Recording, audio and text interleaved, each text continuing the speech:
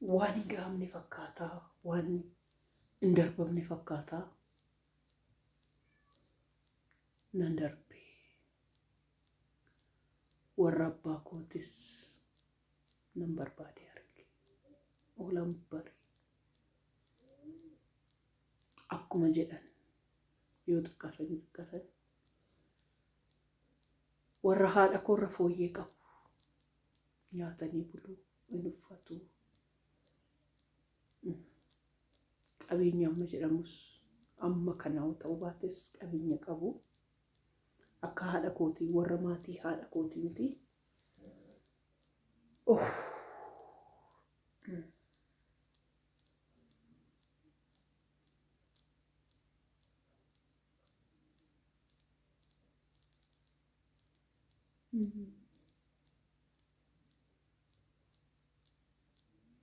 Qabeenyaan hin koorinaa. Amma feetan qabaadhaa qabeenyaan hin boonina. Amma feetan qabaadhaa waan qabdaniin hin boonina. Waan hundumtuu hin darbaa. Waan hundumtuu oggaa humna qabdan namni hundumtuu sin jaalata. Oggaa fayyaa qabdan namni hundumtuu sin jaalata. Oggaa fayyaa qabdanii olii gadi fiigdanii olii gadi taphattan namni hundumtuu sin jaalata.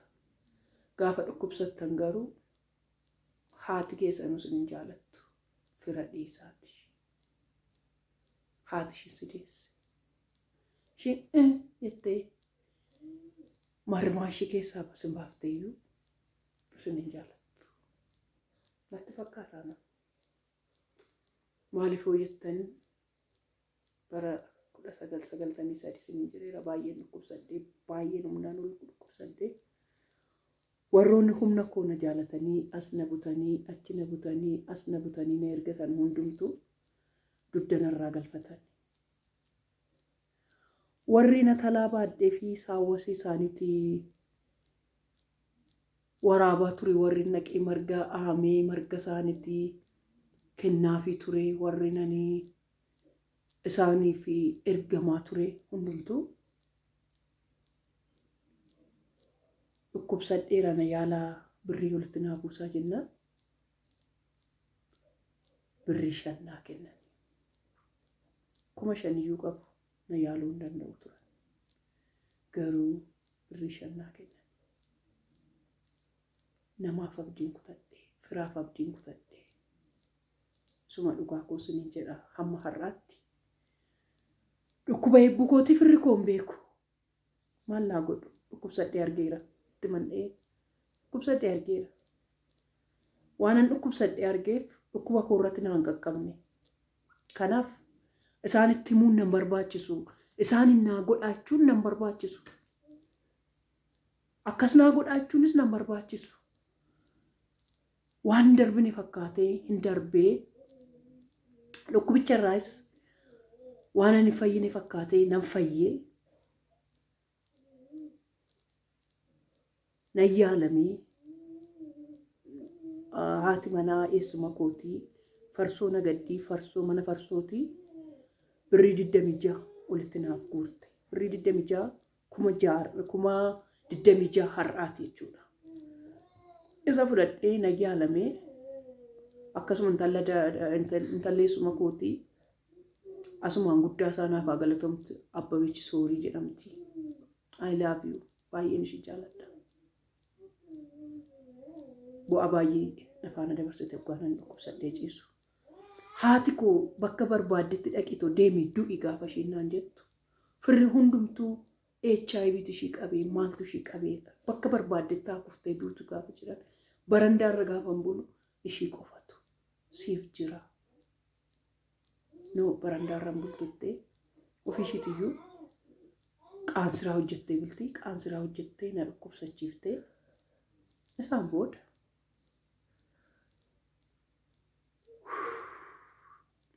mana poolisii tokkoon gale.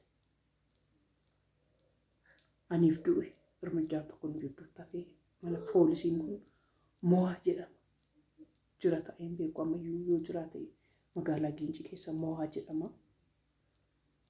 Na argeen haadha kaasa'uunan jedhamtu qaama hir'uudhaaf beeta kiristaanifaa deemaniitii isaatti fafaa funaannatanii dhufu.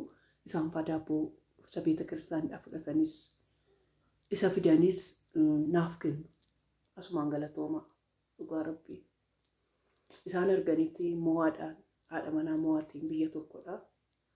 Mucaan kun sin tajaajilti jedhanii akkan mana mo'aa san galee hojii hojjedhu na godhan. Iddoo dhukkubsadhee jiru achi galee.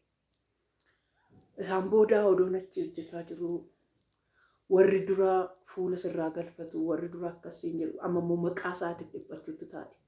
Odoon nuyi jirru mana namaatti qacaramtee odoon nuyi jirru akkas taatee odoon nuyi jirru maqaa keenya nu awwaarraddee odoon nuyi jirru jedhanii olola adda addaa kaasuutti taa'amee isaan booda immoo ammas na fudhatan ammas immoo ololamee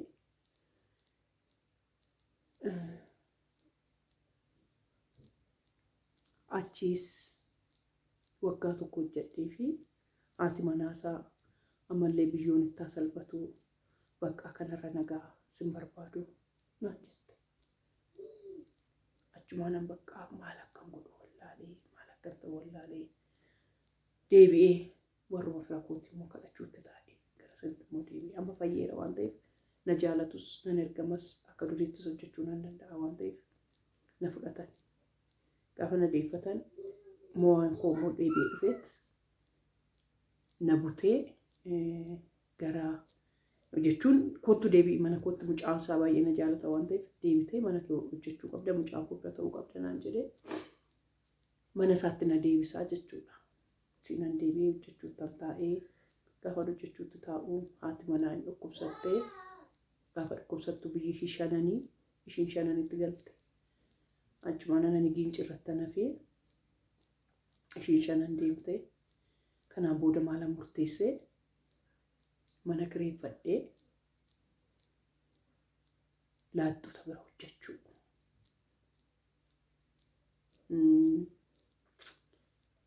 Isaan keessaa barattoota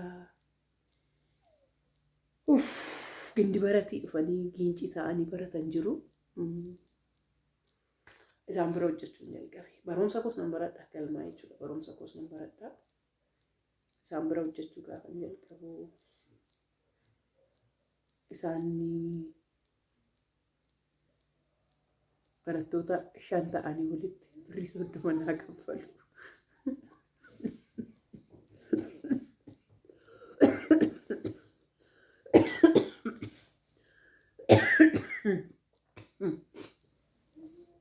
Birrii 30 naa kaffalu baruun 5 ta'anii isaan birrii 5 walitti buusanii jechuudha. Watiin isaanii waxa bittiin isaanii too uffata isaanii fi michuu kan mana isaanii godha. Akkasitti ijoollee barattootaan mana 3 qabadde barattoota 3 qabadde isaan booda immoo itti aanee akimoota daanyota kana bira hojjechuutti taa'ee isaan booda dhuman akkas jedhu seenaan hin jijjiirama mitiiree amma achitti namootaan ol baruutaan dhufee bakka gurguddaa ga'uun dhufee namoota gurguddaan ol baruun dhufee isaan booda Almaaz Ayyaanaa fa'aa amma Ameerikaa jirti. Abbaay Xurii paastariin koo amma Ameerikaa jiru. Isaan immoo hundarraa namicha jedhamu tokkoon paastar keeyyaa olla barsiisee isa biraas nyaata hojjechuu jalqabee Almaaz fa'aa bira nan jalqabee oduman jedhu gaashii Amsaaluu fa'iin olan baree Amsaaluu koo birasii innaa waan akkasiitiin odoo jirru seenaan inni kaleessa daabboo dhabee boossu sun har'a immoo as garagartee waggaa hojjetan maallaqan argatu mitiire maallaqan argadhee ofan jijjiiree uffatan dhabee sanii uffata uffachuutti nan taa'ee waanan kana jidduutti dabarse bu'aa bayiin hedduun dabarsee hedduutu jiru.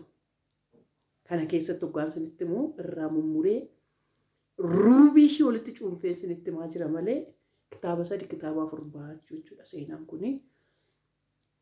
Isaan booda gara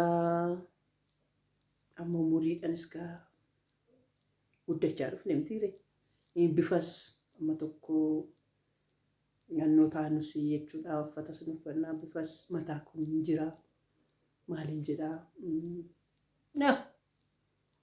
oduma jennu akka isa bakka hin geenye jennu san jechuudha gaansiniif gulubuudhaaf gara onnoodhu yaa waaqayyoo kaasan siniin jedhee viidiyoo isa jalqabaa irratti warra ilaaltanii yaa waaqayyoo magaalaa guddaa na jiraachisi magaalaa guddaa keessa malee bakka biraan barbaadu abbaa manaa yoo xiqqaate dippiloomaa an qabaatu ta'e malee kutaa 12 yoo an baratte akkanaaf hin kennine jedheen kadhachuutti taa'e nan kadhadhee biyya kiyya keessas akkati naan kennine jedhee nan kadhadhee akkuma kadhadhe biyya koo keessaas naan kennine akkuma kadhadhe waaqayyo waan kadhattan sinii kennaa waan isin barbaaddan waan isin hawwatan siniif kennachuu kooti isaan booda gara gaa'ilaattis nan dhufee gaa'ilatti akkasumatti tan dhufe sinitti odoon ta'e bu'aa baay'ee hedduu keessa darbee anaaf amsaaluu jidduu haan hedduu turee anamsaaluu barbaade shamarran amsaaluu barbaadan jiru dhiironni ana barbaadan jiru anamsaaluun barbaadu jira ani barbaadu jira kana jidduutti kaffattakkiin jiru hedduutu jiru isa marra dabarree jechuudha ani babbaanii akka tokko taanee hojjettuu cimtuudha amma kaa guddadde siniin jedhee jechuudha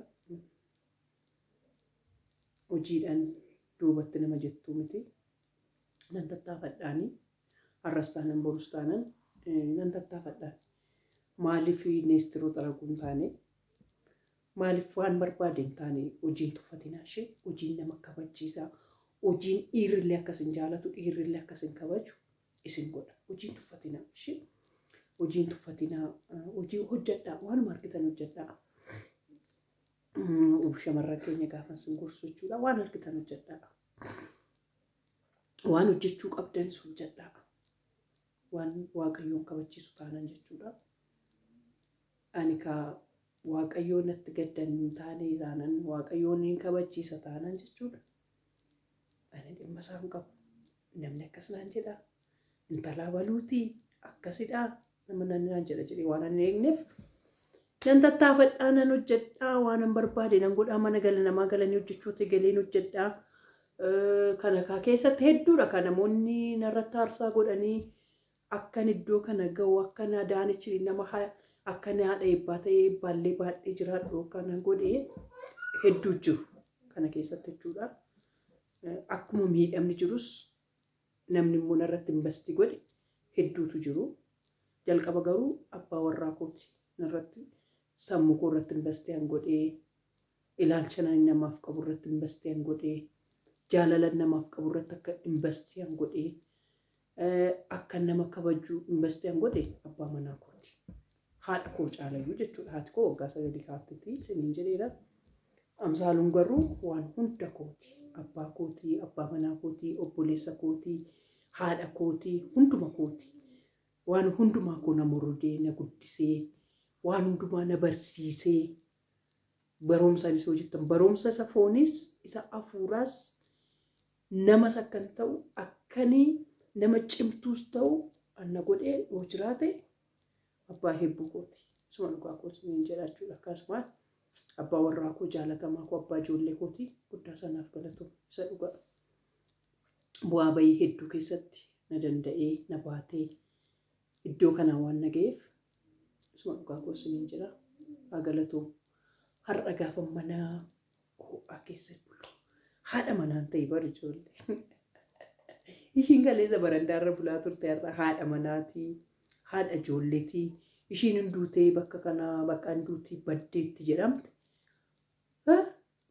isarrayyuu dabartee haadha nama meeqaatti isiniif iyyuu haadha dhamte kunoo yuutuub irratti dhuftee isin bartee akkuma jettee akkuma kadhattee abbaa manaa barate kenneefi akkuma ishiin kadhattee inni yoomte malee magaalaa Finfinnee keessa magaalaa handhuura Itoophiyaa irra wayna an Oromiyaarra Finfinnee keessa jiraattee bal'atus guddatus G+3 haa ta'uu baatu malee mana Waaqayyoon laatee fi mana qabdii ijoollee Waaqayyoon laatee ijoollee nan qabaa ijoollee koorrayyuu darbee ijoollee nama biraatiif iyyuu jechuudha nama yaaduun ta'ee haannaa nan guddisa kunuu roobaan akkasuma haadha biraatiif iyyuu haadha ta'ee namni kaleessa hin dandeessu atumaan beektuu zim jedhii akkas darbii akkas deemi jedhame har'a garuu of danda'ee jechuudha. Asiin fuulduratti iyyuu bahee sin fuuldura iyyuu taa'ee difrattiidhaan haasa'uu iyyuu nan danda'ee waan namni hin taatu siin jedhe miti Waaqayyo waan hin taata jettee hin taata waan keessa kee jiru hawwii keessa kee jiru fedhii keessa keessan jiru waan isin barbaaddan hundumaa waan garaan keessan hawwu Waaqayyo biraan nama ga'a. Amma namni Ameerikaa diibiidhaan deema jedheetoo hawwa miti wayin diibii wayin waan adda addaatiin. Ani garuu nan deema. Ani hin deemu garuu jechuudha viidiyoo kana waggaa 2 kana waggaa 3 kana in argitu ta'a. Daawwadheen deebi'a malee keessa jiraattu.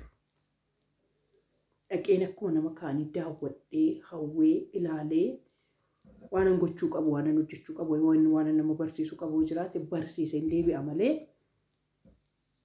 keessa jiraattu. Kun yeroo hunda ani nafaan guutee har'an viidiyoo irratti dubbadhe malee yeroo hunda dubbadha kan. Ani Ameerikaa daawwadhee nan deebi'a nan naqa. Garuu keessa jiraattu. Ani jiraadhu. Magaalaa Finfinnee koo magaalaa nan itti kadhadhe. Waaqayyo na sooromsee Waaqayyo na badhaasee G+3 koo nan ijaarradha. Isin YouTube koo miileena nagashitanii to YouTube koo yuunaala kaayee nan ijaarradha waan ta'eef jechuudha. Na waan hin taane jettan san inuma taatu jechuudha. Bu'aa bahii keessa bakka nan jiraadha jettan sanis inuma jiraattu. Waan hawwitan san biras ni geessu. Kanaaf qormaata kaleessaa ilaaltanii harkan kenninaa. Qormaata har'aa ilaaltanii harkan kenninaa. Suma dhugaa koos niin jedha. Maaliif akka haasa'een beeku eenyu akka barsiisuu barbaade haasa'een beeku waan ta'eef jechuudha Waaqayyo. Nama ta'e garuu ittiin ijaaraa, nama ta'e garuu ittiin barataa, nama ta'e ittiin garuu in supha jedhee yaada waan ta'eef jechuudha. Kanaaf waan irraa barattanaaf barreessaa bakka nan ga'a jettan garuu hin geessu, bakka nan jiraadha jettan garuu ni jiraattu. Waan nan ta'a jettan hundumaa ni taatu waan ta'eef cimaatii Waaqayyoon barbaadu hunduma caalamu Waaqayyoon sodaadhaa. Huumaa keessan sodaadhaa, Waaqa sin uume sodaadhaa, isatti of kennaa, qabeenyatti of hin kenninaa, firatti of hin kenninaa. Suma dhugaa koon jedha. Ani fira koo tokkollee firri koo isinidha. Warra hormaa baadota. Adaanichi fira koo jettu abbaa eebbutiin ala gaaf tokko dhageessanii toota hin beeku. Tarii haadha koo dubbachuu hin danda'a. Haadha koo fi obboleetti koo isinitti agarsiise ta'a. Anaaf obbolaan koo isinidha. Anaaf firri koo isinidha. Hormaadha. Jiru. I don't take care. Homaa natti fakkaatan. Dhugaa. Minima aymasluunyi. Waan tokko. Waan ani irraa dhaladhe iyyuu natti fakkaatan. Isuma dhugaa koo isinii jedha. Jiru garuu jiraachuu isaanii maallaa godha. Heebbuu koo miilii isiniyyuu jechuudha warra biyya haala keessa jirtan. Heebbuu koo ni beektu, hin argitu. Heebbuun koo paablikiidha. Facebook irra ni jirti, YouTube irra ni jirti, bakka adda addaa hin jirti. Fira koo keessaa Feebeen dhufeera? Maybe Feebeen dhufeera. Ishii qofatu heebbuu beeka. Kanaanarra namni tokko iyyuu hin beeku. Isuma dhugaa koo isiniin jedha. Yoo beekan iyyuu kuni ishuma bakkuma kaleessa jirti jedhanii bakkuma kaleessatti na yaadaniituma wayin nu kadhatti jedhanii ta'a. እንደዛ akkas natti fakkaata. Kanaaf natti fakkaata. Anis na gargaaraa isin jedhuuni akka na gargaaran isin barbaadu akkasumatti achumatti jiraatanii nagaadhaan jiraatanii anis nan jiraadha isaanis hin jiraatu. Bakka isin geessanis nus hin geenya. Ngeenya. Qabaan fira hedduun qaba. Oromoo hedduun qaba.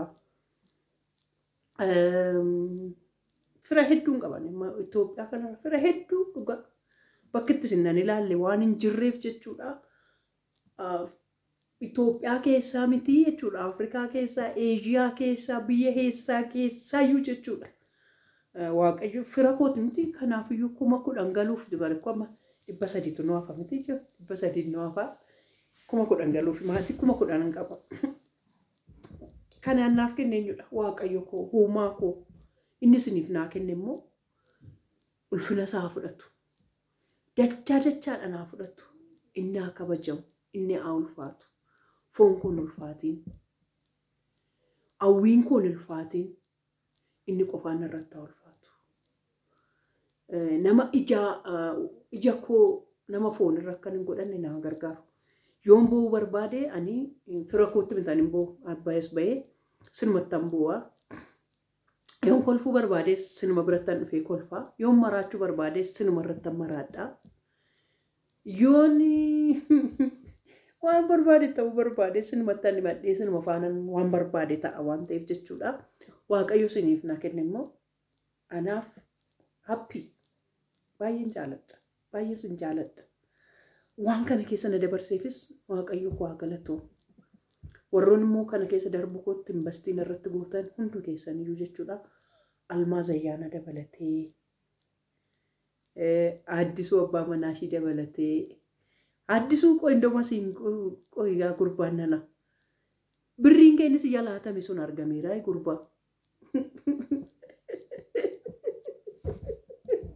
Namni ta'e birrii jalaatee yeroo jalqabaaf ani waatuun jaaladhu. Haati koo waan na reebdeef jechuudha. Dhugaa Rabbii Addisuu koo inni keessa ta'e asumaan naaf fannoo jedhani. Ani haati koo waan na reebdeef birrii namaa dhiisitoo waan nama akkasitti harma kanallee akkasuma godhe narrifadhas nannaas waan ta'eef jechuudha.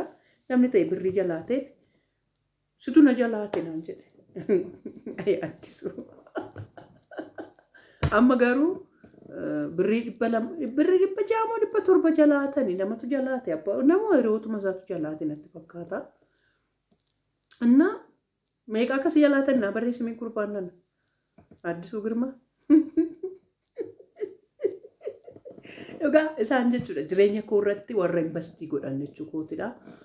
Asumaanis immoo feebeen dhufeeraas narratti investii gootetti amma ta'ee jechuudha.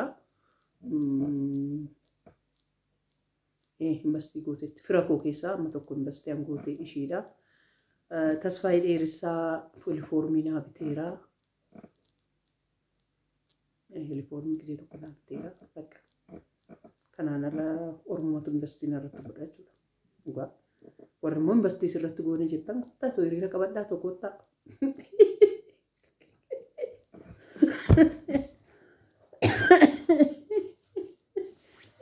Dhugaa hiriira qabadhaa kottaa too haadha eebbaa sirratti koo investii goone irraati maaliif maqaa keenya waamne jettan jechuudha. Siniif jiraachuu nu gootu gaariidha waan ta'eef jechuudha. Kanaafiyyuu akkasumas siniin jedha kanumas siniin jedha. Kanaaf guddaa sanaaf galatoomaa siniin jedha. Soon dhugaa guddaa sanaaf galatoomaa warri investiin irratti gootan, warri sammuu koo irratti investii gootan, amma immoo warri asirra jirtaniin irratti investii gootan guddaa sanaaf galatooma. Oromoo koo dhugaa Rabbii guddaa sanaaf galatooma. Hoggaanani maraadhu maraatummaa koo dandeessanii, hoggaanas bayitu mushuu godhe sin arraba koo dandeessanii, hoggaanani boocha koo dandeessanii waan hundumaatti na bira dhaabataa jirtan guddaa isaa galatooma. Eebbuun keenya immoo nuu fayyitee miila ishiitiin kaatee dhaabattee deemtee zuumiidhaan ol keenyee angalateeffannu nu haa godhu. Seenonni hedduutu jiru. Yoo sanitti tole siniifanni seenessaa yoo itti nuufuu fiitoo seenaan makee amma dhumaatti nuufiti jettanis siniin fixaa waan jetti sin jettan siniifan godhaa. Har'a kaa daqiiqa 20 meeqa faana taayaa isaa jira seetan dhugaa Rabbii. Isa keessa koo jiru waan hin baafadheef nan gammada abbii. Garuu boru matsaafa ta'ee matsaafa akkan ta'ee too wayin fiilmii tokko ta'ee akka inni dookumentii tokko ta'ee too taa'u seenaan ani dabarsee seenaan ani maatii koottis investii godhee amma jiraadhaa jiru kanarratti jechuudha. Waaqayyo haa galatu. Dhugaa Waaqayyoon gabaachuu kun yeroo hunda nan gammada. Waan an keessa darbittu hundumaa yeroo hundumaa nan gammada. Itti gammadaadha ishee dhimma marraree naatoo jechuudha. Waan narraa arginu kun boru hin arginu. Waan narraa nurra darbu kun boru nurra hin darbu. Waan narra ta'aa jiru kun boru nurratti hin ta'u. Inni kaleessaa kaleessadha. Inni har'aa har'aadha. Inni boruu immoo boruudha. Sa'aatiin kaleessa qabnu har'a badiin keenya kaleessa nurratti ta'aa ture har'a barumsa nuuf ta'ee darba waan ta'eef nageenyi keessa naa baay'atu holaa bulaa eebbifamaa Waaqayyo koo sana eebbisuu halaamanni keessa naa eebbifuu teessanii daqiiqa amma kanaas waan na dhaggeeffattaniif waan na daawwattaniif